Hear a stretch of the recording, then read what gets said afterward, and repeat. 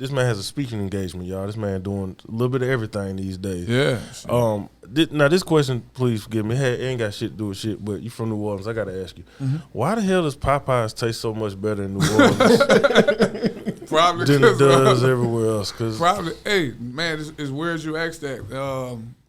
When I was in the spot, I had a friend of mine from out of, I think he was in Ohio. I think it was Ohio or somewhere. I can't remember exactly where. And you know, I'm pretty sure that it has. They have their food there that tastes good as well. But when it comes to Popeyes, I was like, he was like, yeah, man, I'm about to stop at Popeyes. I'm like, yeah. I'm like, what you gonna get? You gonna get some dirty rice? He was like, what's that? I said, you don't know what dirty rice is? He said, nah. I said, oh, my bad. Rice dressing. And he was like, what's that? I said, so you mean to tell me Popeyes don't sell dirty rice out there? He was like, nah. I said, well, that ain't Popeyes. Because, man, dirty rice is like a staple of Popeyes. Yeah, you know what I mean? Yeah. So, I don't know. I think it's just because the recipe came from down there. So, I mean, that's the only thing I can think of that makes it taste different. You know? I went to New Orleans 20 years ago for Thanksgiving with my mom, and I came back here and I'm like, man, you can call me you can call me Popeye's booze. I'm like, what is this shit? What is this bullshit I'm eating, man? Just dog food. What's better than Acme? Because that's where Fiend told me to go, and I went like 3-4 times and got the oysters with the cheese and all that. Y'all got another spot better than that? You know what Acme For what? is? What kind of food you talking about? Shit. Because I never ate Acme. It's right there on the strip. Yeah, so... And the line stay long. You got to stand in the line and wait. I know. See, I'm so picky with the food. Just for the record, I'm one of the few people that you're going to meet from New Orleans that's not really a big fan of spicy food. Like, I can't handle I can handle the little spicy. What about the oysters, though? You eat those? No, I don't eat oysters. Crawfish? They good. I love crawfish. Okay. Yeah, Crawfish is the greatest thing that ever happened to the world. Yeah. Y'all got some great food. Shrimps, too. I mean, I'm gonna just say this: New Orleans is known for, we have a lot of things that I'm not so proud to say we're known for, but food is definitely, man. Food is the truth. You just gotta go, man. A lot of people be acting like they like, man, it's dangerous. It's dangerous everywhere you go. Everywhere in the you just world. gotta know how to carry yourself, and you can't be being disrespectful to people. Right. But New Orleans is like a second home for me.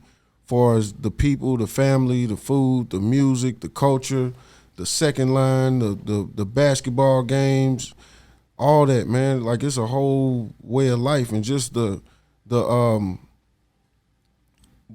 accent, like just knowing the draw, the way y'all niggas talk, man. I love that. Just shit. know you talking to somebody from the city. Man, I didn't realize I had an accent till I got to prison. You know what I mean? Because, you're in New Orleans all day. I mean, everybody told us, I ain't never thought about the way I talk. And I'm going to be honest with you. One of my friends told me, older cat, he told me, he said, man, yeah, when he moved down here from New York, he said, New Orleans have its crime, but he said, what I like about it is the crime here is personal. That's what he told me. He says very rarely do innocent bystanders get hit. You know what I'm saying? He said, so if you're not into nothing, you good.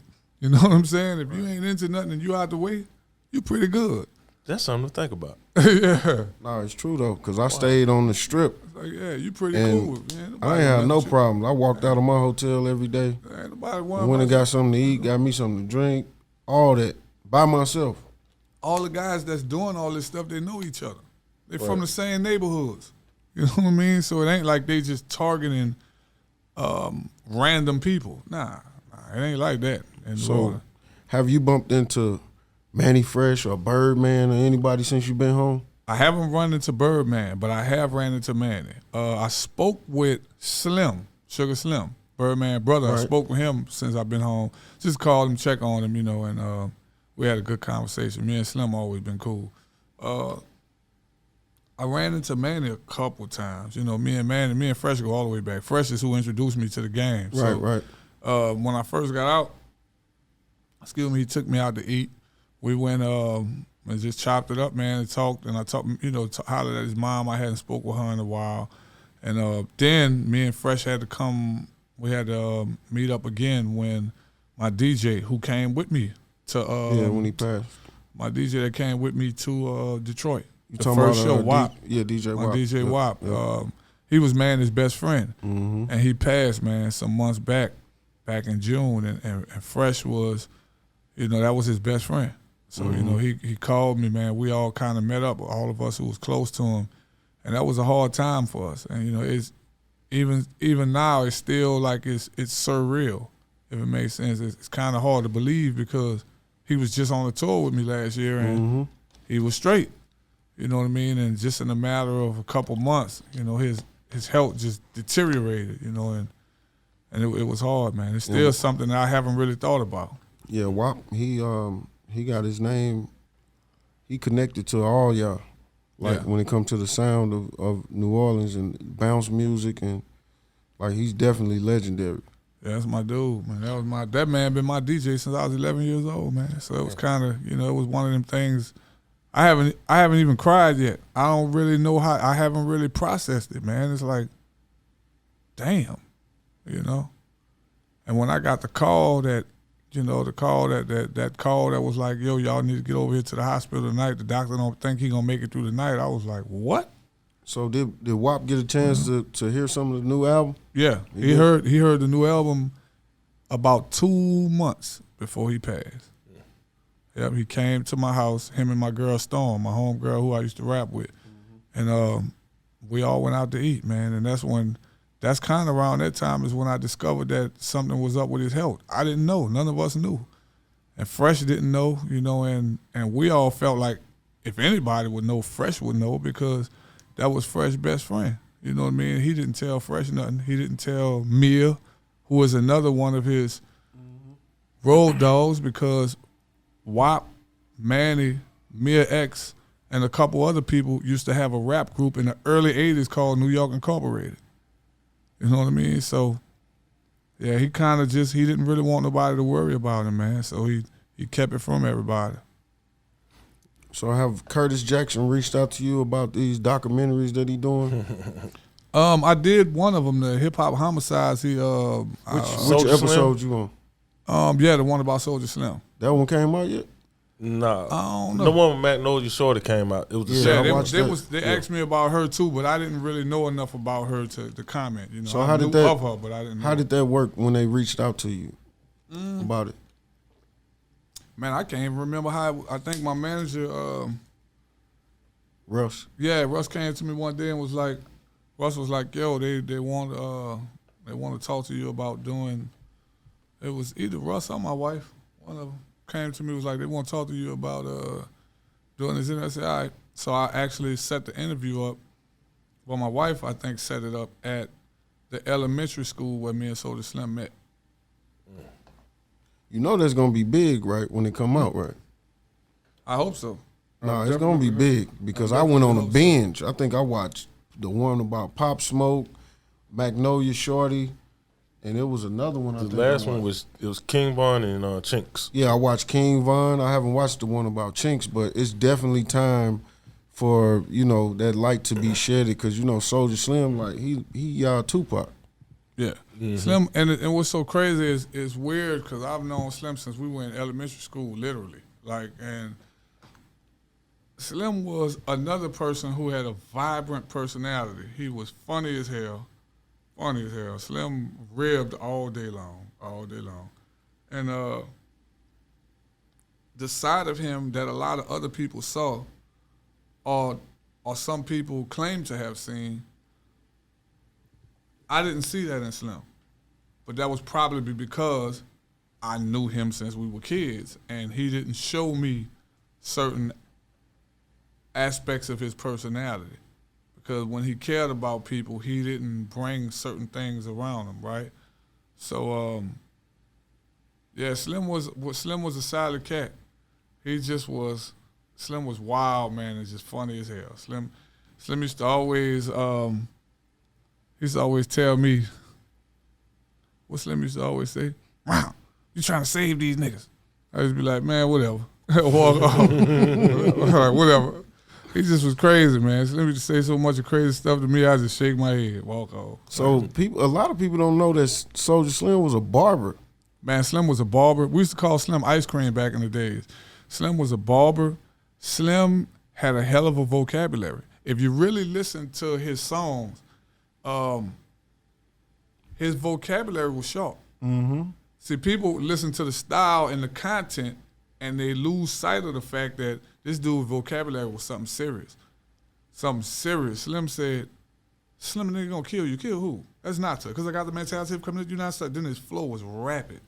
You know what I mean? Yeah, he can go either way. His vocabulary was something serious. No, that's gonna be big. Whenever that episode come out, just make sure you have your merch, all that shit, so you can be posting. Yeah. You know what I'm saying? And catch it, because it's definitely, once it drop, like, that's gonna do numbers. Like, a lot of people are still infatuated with the lore of Soulja Slim. Right. Yeah. It's like it's an untold story. Right. And I remember when I first got the call, I remember I was like, man, how do I talk about Slim? Like, it's like when it's somebody who because you know what people expect, but this is my homie. So I text Juvenile. I said, Juve, I'm about to do this interview about Slim, bro. I said, man, I know because they had interviewed him. And I was just like, how was it, bro? He said, you're going to be straight, homie. He said, you're going to be straight. And I kind of felt a little more comfortable. You know what I'm saying? I wanted to make sure they wasn't trying to, to make sure it wasn't Clickbait. Right. He said, you're going to be straight, homie. So who idea was it for you to do the interview at the elementary school y'all went to? Yeah, I think my wife set that up. That was a great idea. That was a good idea. It was right there we did it in the library, right there at my old elementary school where we met. I know I talked to Mia about Slim a couple times just on the tour. We might get something to eat and be talking, and she was like, Slim mother. I used to ask her all these questions, and she'd be like, Slim mother, she really wasn't trying to, speak about it. Right. So she's now, I guess she's in a new space where she's comfortable about talking about her son. Yeah, man, that was her baby, and man, Slim done, man, Miss Linda done, Miss Linda and my mother were good friends in high school. You know what I mean? So, man, Miss Slim, that wasn't Slim. Unfortunately, that was like his third time getting shot up. You know what I mean? So, man, his mom, she went through some stuff, man. And, getting those calls every time, saying that Slim got shot. And when I first heard it, I was in the spot, and I was first told, man, I didn't think he was going to die because I felt like, man, Slim always gets shot. That's that Tupac. So it was like, he's straight, he's going to be straight, you know what I mean? And when I called home to confirm it, man, I was told that he passed. It was just like, I was numb, like, what? I just talked to him like 2 days earlier, man, and it's like, nah, Slim ain't gonna die, not Slim. So people like that live forever. So was you in the same prison with C Murder when it happened? No. You wasn't? No, we were in different spots. He was in Angola at the time. I was at Faraday. I was at Concordia Parish. Either C was at Angola or he was in the parish jail. I was in Concordia Detention Center, and I got the word, man. When I was told, I remember it vividly. I was sitting on my bed. The guy called me to the phone, and when he called me, he had a look on his face that kind of, before he even opened his mouth, and he never looked at me like that. And I was like, man, what's up? And he was like, man, Nucci dead. I said, what did you just say? And he repeated it. So I just jumped on the phone, and I'm like, nah, this got to be a rumor. I jumped on the phone, I called home, and I was told, yep. So was you in the same prison with C Murder and Boosie? Yeah, Boosie came through. I can't remember what year it was, and the nurses had called me to the nursing station because he was there. So I went back there, talked to him. I actually cut Boosie hair. I seen him. He was at the airport this morning. For real? He was at the airport. I brought him to the warden's office, and I cut his hair. And man, we just laughed. Me and Boosie, we talked. We talked. You gave him a Boosie fade? Nah, I couldn't do that. Look, I heard one of the interviews. He said, "Man, Mac messed my hair up." I probably did. You know what I mean? Because we had to just cut it all off. You know, when you first come through, he was coming through, so he just cut it all off. And we sat and talked, man. Pretty cool fella. I got a two-part. We're gonna get you out of here, man. I got a two-part question for you, and I hope you don't make nobody mad with your answers. All right. Who is the greatest rapper ever from New Orleans, and who's the most influential rapper ever from New Orleans? The most influential rapper ever from New Orleans is Lil Wayne. The greatest rapper from New Orleans ever? You better ask somebody. That's all I'm going to say. We know who that is. That's all I'm going to say. Man, I appreciate you for, coming to the office, doing this interview. Of course, we're going to have you back whenever you're in town. And God bless you, your family, the kids. Same to you, bro. The grandkids. Continue to, keep putting your projects out. Keep working your social media. You know what I'm saying? And just keep being the good person that you is, bro. Oh, yeah, for sure. Appreciate it. And as always, it's a pleasure. Pleasure's all mine, brother. Anything else you got to get off before we get you out? Yeah, Son of the City is on all streaming platforms. Yeah, man, share it. Give it to your friends. Tell your family about it. It's a great body of work. It's a good project.